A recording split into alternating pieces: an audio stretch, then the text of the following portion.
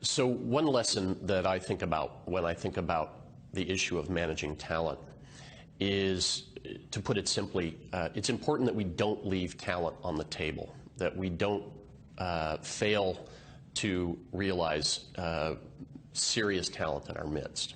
I had an experience many years ago when I worked for Ford Motor Company where I had very talented people who were not kind of full, complete, well-rounded talents.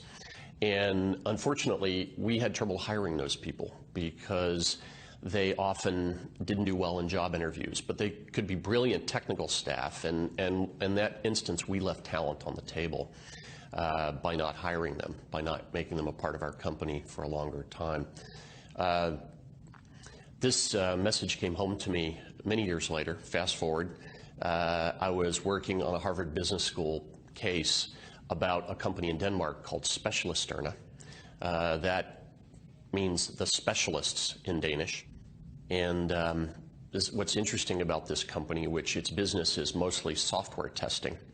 What's interesting in particular about this company, though, is that 75% of their staff have some form of autism, that they've been diagnosed with autism, and most of the people who work for this company were previously considered unemployable.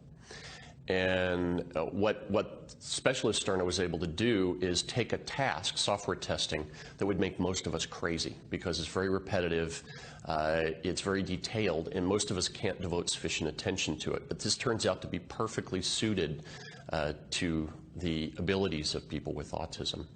And so we take a group of people who were unemployable and make them the best software testers in the world.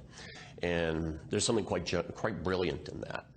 And what we did is, I think it's aptly described in a metaphor that the founder of Specialisterne, his name is Torkel Sona, he came up with this metaphor, and it's very interesting.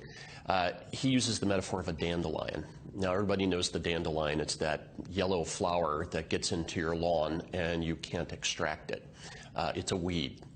But what Torkel points out is that the dandelion is actually a very valuable plant. It has medicinal qualities. There's some research now that suggests that it contains chemicals that may help us fight cancer. You can make coffee out of it. You can make wine out of it.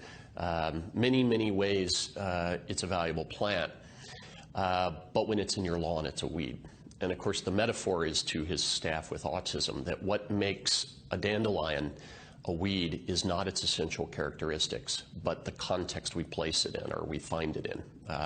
Similarly, with his staff with autism, what makes them unemployable is not their essential characteristics. It's the places we're trying to force them into, these slots in our organizations that we're trying to get them to conform to. And so I think there's a general principle here for us all as we look forward to managing, especially in the technology age, where there are so many brilliant people, as I found in my job at Ford many years ago, who are idiosyncratic at the same time as being brilliant.